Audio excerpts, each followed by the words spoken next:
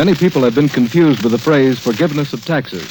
But remember this, there is no forgiveness of the second installment of your 1942 federal income tax. This installment must be paid by midnight tonight. So be sure to put your check in the mail before that time.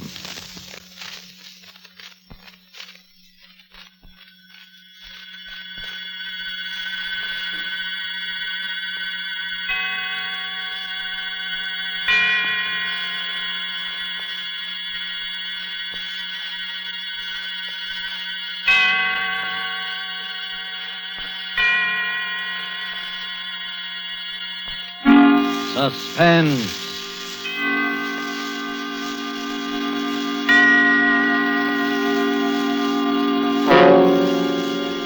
This is the Man in Black, here again to introduce Columbia's program, Suspense. Heading our Hollywood cast is a young lady known simply as Margo, whose talent for the art of suspense has been heard before on this series. Tonight, Margo, using the name of Jacqueline Blaine, tells of strange happenings on a Jude ranch, including the hurried and unexplained departure of an important guest.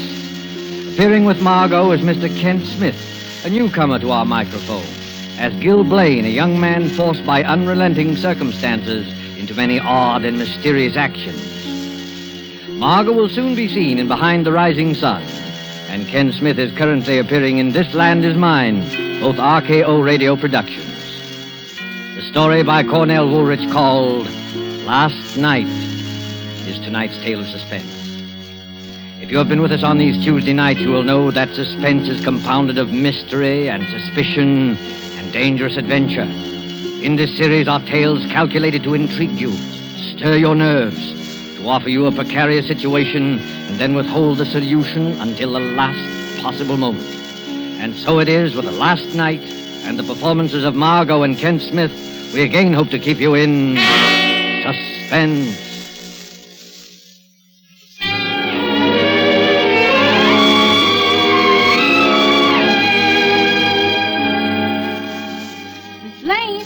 Miss Blaine, it's late. Ain't you figuring on getting up at all? Huh?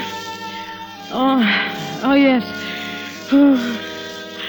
I'll be down in a minute, Leona. Go away now. I lay there looking up at the ceiling. Strange, I hadn't slept well last night. All night I had tossed and turned. Worry. That's what it was. Worry.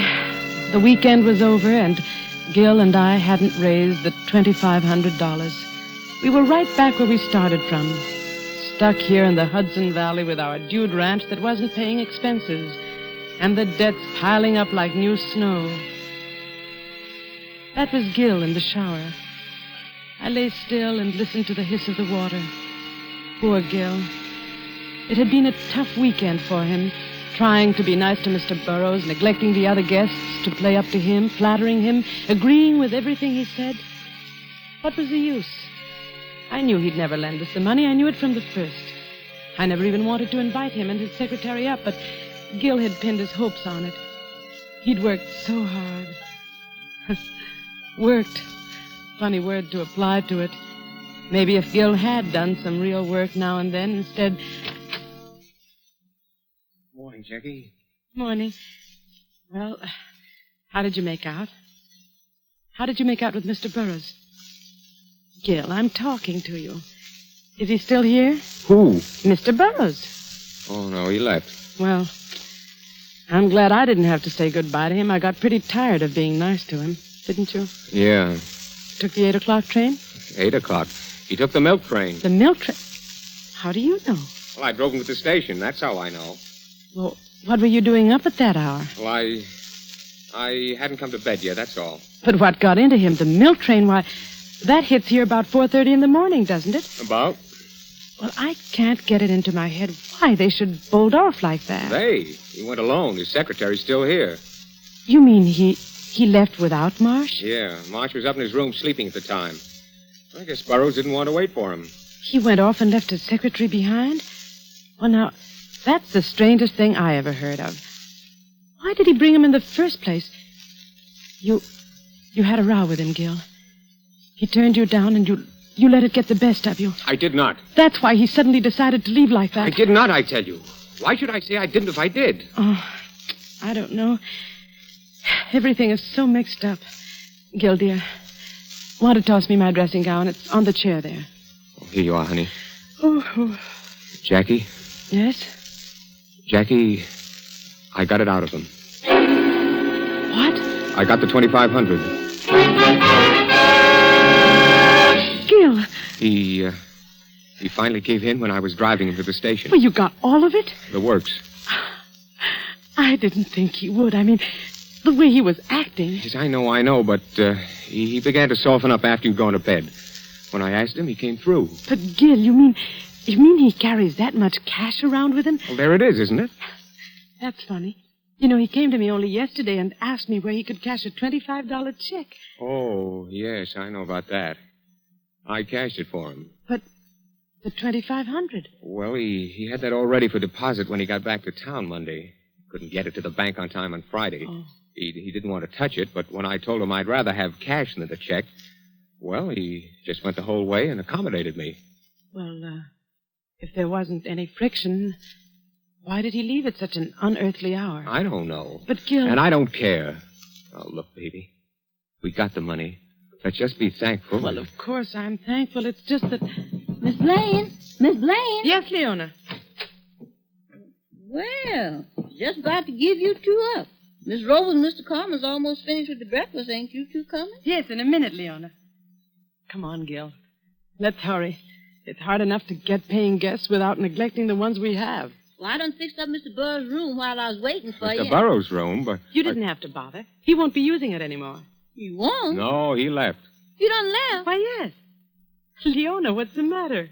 And what about all them suits and things he left hanging up in the closet? His clothes? Left in the closet? What about that, Gil? Well, he left in an awful hurry, that's all. Oh, leave me alone. Don't let's talk about it. All right. But somehow, I feel that something very strange happened last night.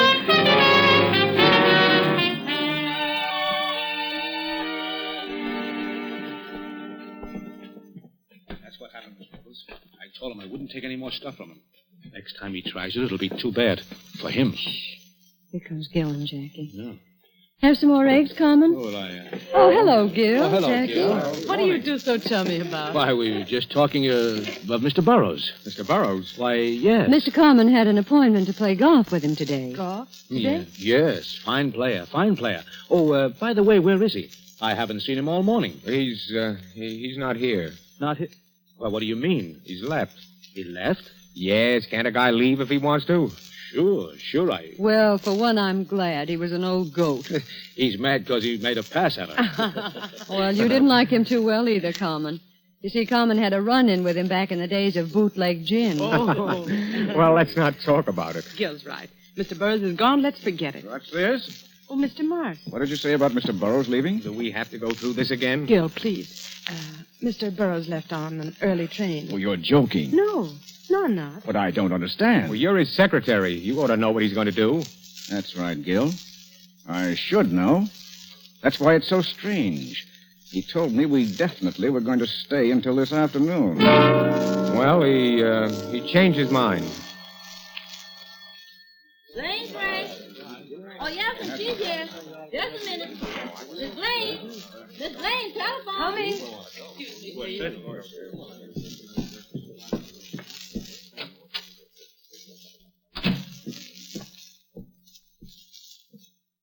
Hello. Mrs. Blaine, Yes? this is Mrs. Burroughs. Oh, how do you do? We were awfully sorry you couldn't come out with Mr. Burroughs for the weekend. I'm sure you'd have I think it enjoyed was most inconsiderate of Homer not to let me know he was staying over an additional day. And you can tell him so for me. I think the least he could have done was phone me or send a wire. Mrs. I Burroughs. don't doubt he finds it attractive up there. Mrs. Burroughs, wait a minute. He isn't here anymore. He did leave early this morning. Early this morning? What do you mean? Well, he took an early train. He should have been in at, now let me see. At 8:30 this morning. 8:30? Well, then where is he? Why hasn't he come? Well, maybe he went directly to his office. Oh, no, I called his office. They haven't heard from him. You see, that's why I'm calling you. Oh, I don't understand all this. It does seem that Marsh would at least get in touch with Marsh? me. Well, Marsh is still here, Mrs. Burroughs. Marsh is still there? Yes. He went off without Marsh? Oh, now I know there's something wrong. Why, he's never done that before. Please, Mrs. Burroughs, I'm sure there's nothing wrong. He's just... Well, I'd better let you talk to Marsh. Well, yes, please get him.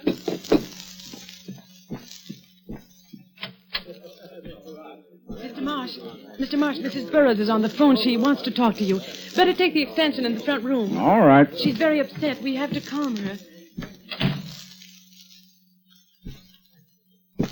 Hello, Mrs. Burroughs. Marsh is coming. Oh, something's wrong. I know it. Hello, Mrs. Burroughs. Oh, Marsh, is that you? Yes? Marsh, did you know Mr. Burroughs was going to leave? No, he didn't say anything to me. Well, Mrs. Blaine says he's left. Should have been here, and he isn't. Well, I don't... He probably was just delayed. Oh, no. Something's happened. Charles, Marsh, he had that important package in his inside pocket. He did? Yes. Oh, I don't know what to do. Shall I call the police? The police? Well, that's not necessary. Mrs. Blaine's right. Let me take care of it. I'll wait a few hours, and if he hasn't shown up by then... All right. Do what you think best. Hello? Hello? She hung up, Mrs. Blaine. Important package. The $2,500. The $2,500 Gil got. Oh, Gil.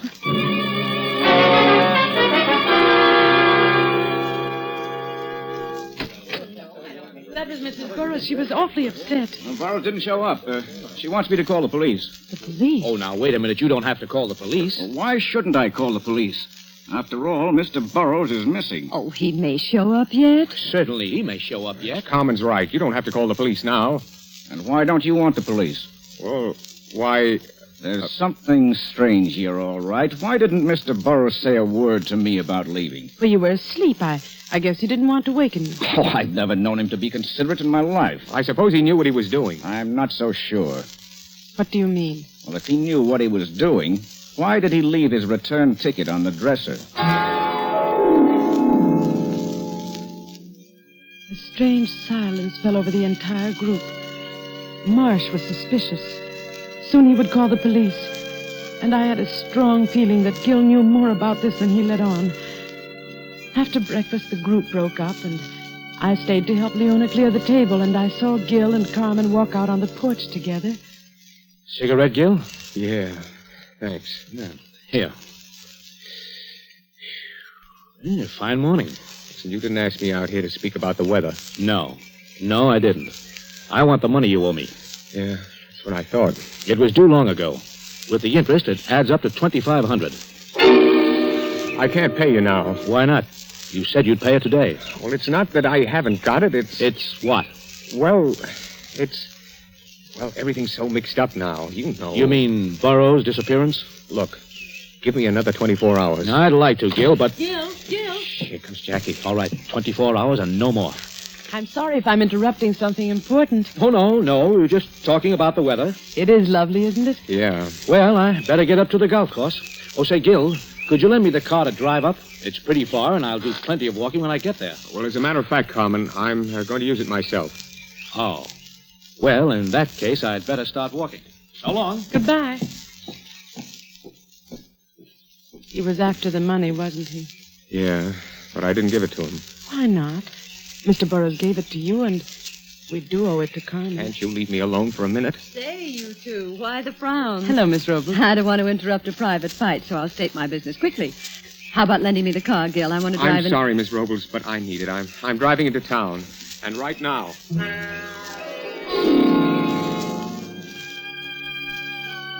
Gil drove off. The rest of the day went by in a haze. Gil didn't come back. He stayed away all day without even phoning me. He had never done that before. It almost seemed as though he avoided me intentionally.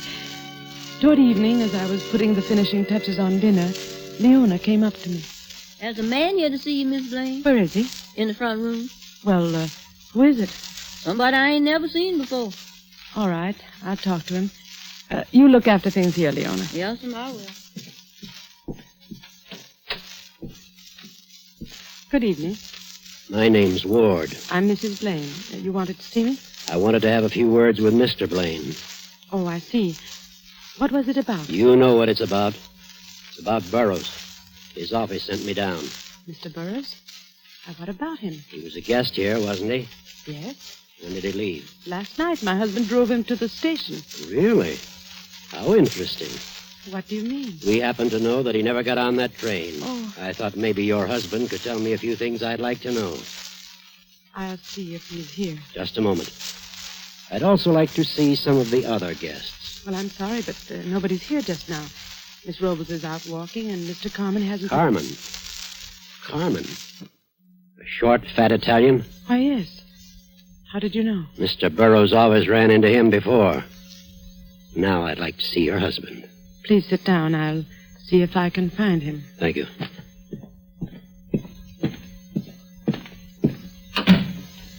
Leona. Yes, Miss Blaine? Has Mr. Gill come back yet? Oh, no, ma'am. I ain't seen him since he drove off this morning. I see. Well, tell the gentleman to wait. I'm going out on the veranda.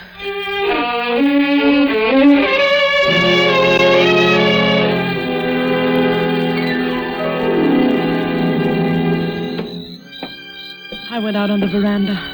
Up and down the length of the porch and back again I walked, my eyes glued to the dark highway that ran past the house, hoping against hope that Gill would show up before the detective came looking for me. Gill had the $2,500 on him, Burroughs' cash, that important package Mrs. Burroughs spoke of to Marsh. I had to see Gill first, and suddenly I saw a car speeding down the road. Gill's car. I could tell by the one dim headlight. It tore through the dark at top speed, then swerved through our gate and into the garage. I was about to run down the steps when another pair of headlights split the gloom of the highway.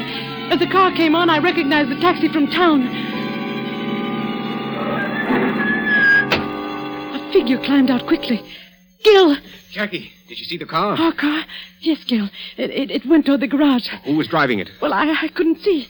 What is it, Gill? Are you in... No time to talk. No time to talk. Where are you going? The garage. I'm coming with you.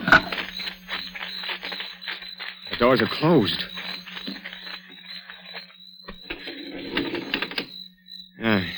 There. Nobody here. Anyone in the car? No. Whoever it was, beat it. Oh. I'd like to know who it was. Gill, I don't understand what this is all about. Well, frankly, I don't either. I was parked in front of the store in town. I came out and saw somebody hop in my car and drive off like mad. Well, that's odd. I don't know what he was after, but I don't think he got it. I chased the car all the way here in the taxi. I saw it coming down the road. I thought it was you. Well, let's go back to the house.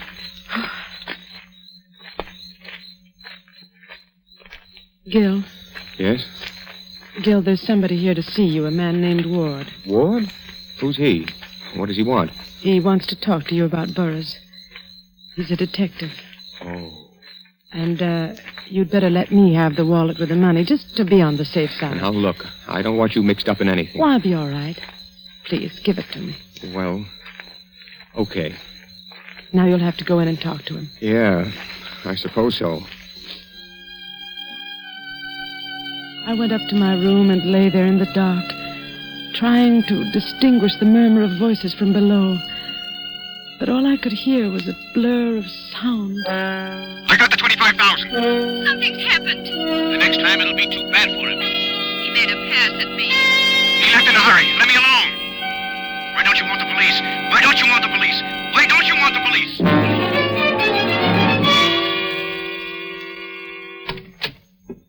Jackie, you awake? Yes. Here, sit down, Gil. You look tired. Yeah, I am. Very. What did Ward say? Not much, but I know he's suspicious. He's going to stay tonight. Oh. Well, let's get to bed. I'm tired. Oh, by the way, did you see the key to the rumble seat? The key to the rumble seat? Oh, no. Must have lost it. Good night.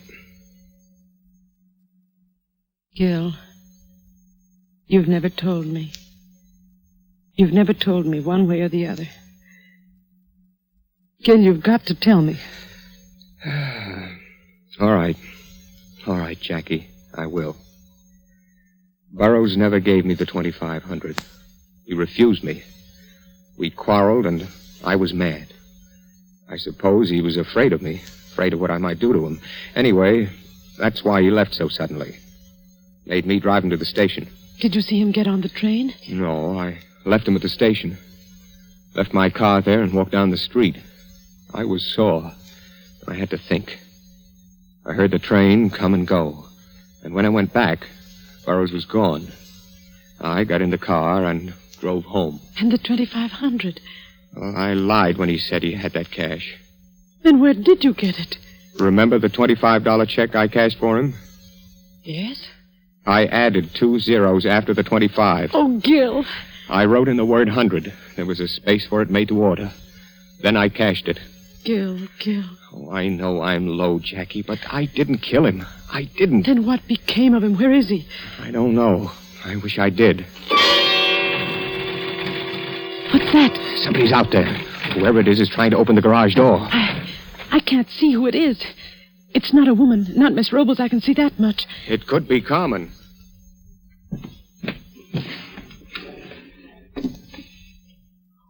What are you doing in that drawer? Just getting this gun. Now, quiet. No, Gil. Give me that gun. You can't shoot anybody in the dark like that. Please, Jackie. I'm going to turn on the lights. Don't, Jackie. Yes, Gil. Oh, he's running away. Gone. Who was it? I couldn't see. Could you? No, Gil. Well, now it just means waiting until the next time. Oh, Jackie, what am I going to do? I don't know, dear, but we'll get out of it somehow. How? I'm all mixed up. There's one clear thing. Somebody is awfully interested in that car.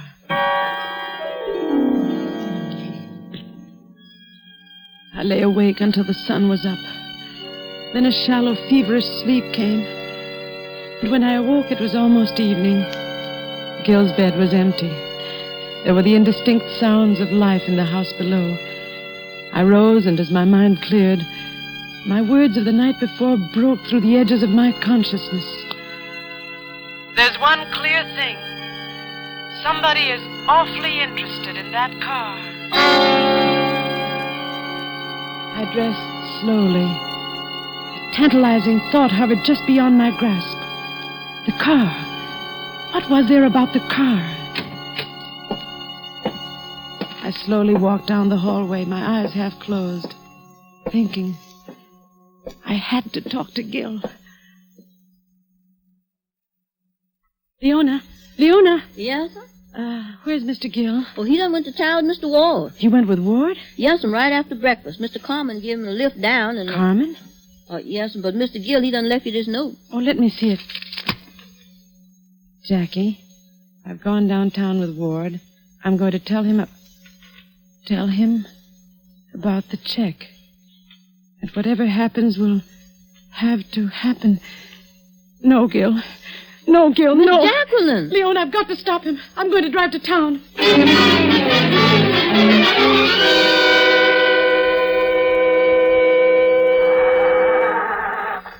I've got to get there before Gil. Mrs. Blaine. Where are you going? I'm going to town, Mr. Marsh. Well, may I come along? Well, I suppose so. Hurry up and get in.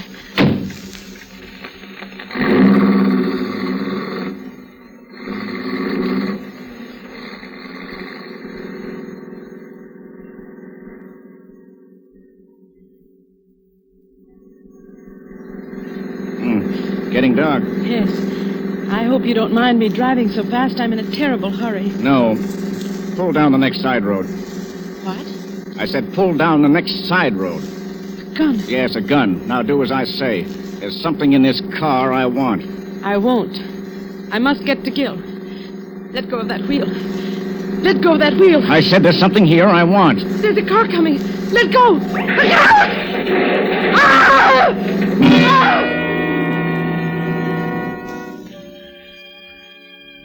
I tried to move. Miraculously, we were alive. The other car had careened beyond us up the road. I saw that the side was smashed in.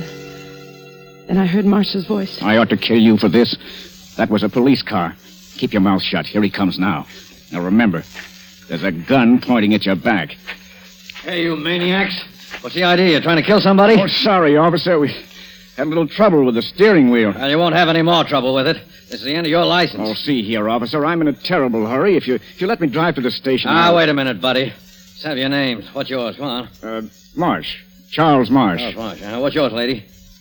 Mrs. Gilbert Blaine. Yeah. And yours? Well, come on. What's yours? What's your name? Who are you talking to? That guy in the rumble seat. The rumble seat? Mr. Burroughs. Oh, it's Burroughs, is it? Well, why don't you say so? Hey, what are you, a wise guy sitting there like a mummy? Come on, answer me, will you? Hey, wait a minute. This guy's dead. You did this. The rumble seat flew open when we crashed. Officer, he's got a gun. He murdered that man. I'm warning you. Keep back or I'll... Oh. That takes care of him. You're all right now, sister. Yes. I'm all right now.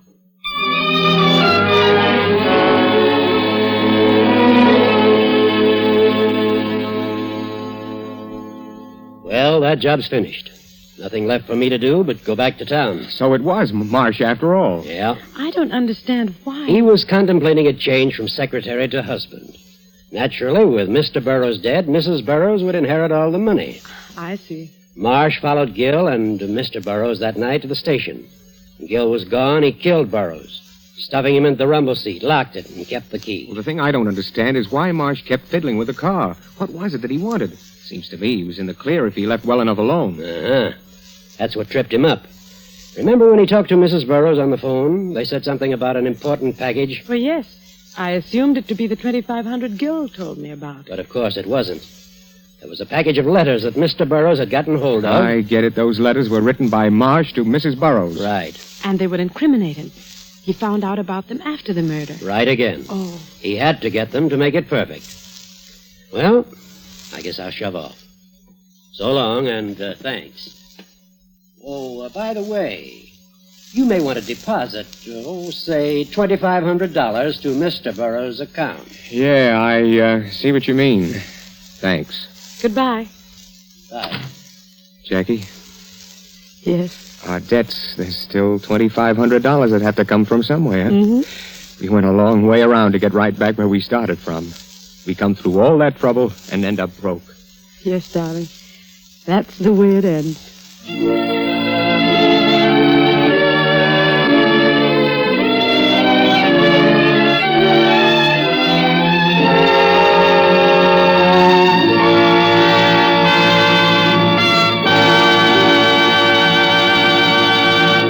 And so closes the story called Last Night, starring Margo and Kent Smith. Tonight's tale of Suspense. This is your narrator, the Man in Black, who conveys to you Columbia's invitation to spend this half hour in suspense with us again next Tuesday, when John Sutton and George Zucco will star in the suspense play by John Dixon Carr called The Man Without a Body. The producer of these broadcasts is William Spear, who with Ted Bliss, the director, Lud Gluskin, and Lucien Mahowick, conductor and composer, and Cornell Woolrich, the author, collaborated on tonight's Suspense.